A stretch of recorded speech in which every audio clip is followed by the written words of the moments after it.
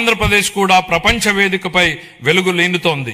విశాఖపట్నంలో AI data centre ఏర్పాటు చేయాలన్న గ్లోబల్ ఐటీ దిగ్గజం గూగుల్ నిర్ణయం ఒక్కసారి ప్రపంచ దేశాలన్నీ ఆంధ్రప్రదేశ్ వైపు తలెత్తి చూసేలా చేశాయి. దాన్ని బాహుబలి ఒప్పందంగా పేర్కొనవచ్చు. ప్రపంచ పెట్టుబడులకు గమ్యస్థానం ఆంధ్రప్రదేశ్ అని ఆ ఒప్పందం రుజువు చేసింది. గౌరవ ముఖ్యమంత్రి చంద్రబాబు నాయుడు గారి సమర్థ నాయకత్వం, మరి యువ నాయకుడు గౌరవ మంత్రివర్యులు శ్రీ నారా లోకేష్ గారి విశేష కృషి వలన ఇది సాధ్యమైంది.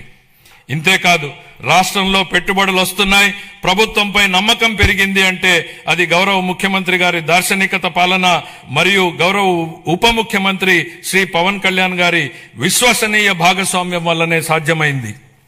ఈ మార్పుకి సారథులు మన రాష్ట్ర ప్రజలేనని మేం బలంగా నమ్ముతున్నాం. 2024 జూన్లో రాష్ట్ర ప్రజలు ఎన్డీఏకి కనీ విని ఎరుగని రీతిలో ఘన విజయం కట్టబెట్టినప్పుడే ఈ మార్పు మొదలైంది.